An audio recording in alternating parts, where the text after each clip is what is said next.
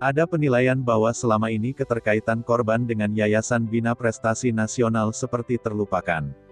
Namun sebelum lanjut mohon subscribe channel ini dulu, agar kalian tidak ketinggalan informasi setiap hari.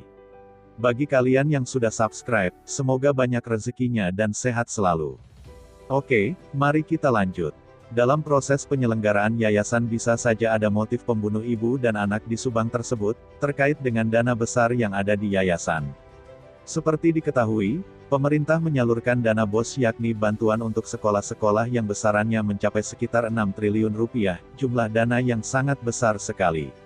Namun, dari berbagai pemberitaan di media massa, banyak sekali pemberitaan soal terjadinya korupsi dana BOS, yang terjadi di berbagai daerah. Salah satu contoh kasus terjadi di sekolah di Jakarta. Ada temuan di mana dana BOS sebesar 200 juta rupiah dibagikan kepada para guru baik itu guru PNS ataupun guru honorer. Banyak di antara guru yang mendapat bagian tersebut mengakui bahwa mereka tidak tahu kalau sumber uang yang dibagikan itu berasal dari dana BOS, mengingat bukan peruntukannya.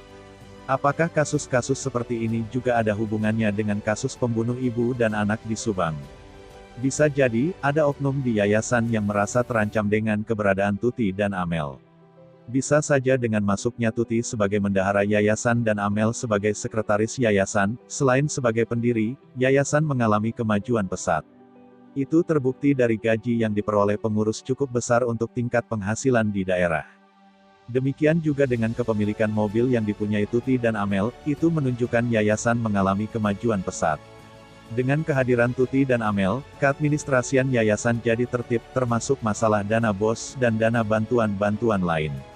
Melihat banyak kasus korupsi dana BOS yang terjadi di Indonesia, bisa saja ada oknum yang merasa terganggu dengan ketertiban administrasi yang diterapkan almarhum Tuti dan Amel. Siapa kira-kira yang merasa dirugikan karena tertibnya administrasi yang dijalankan korban? Siapa sih kira-kira yang merasa dirugikan korban?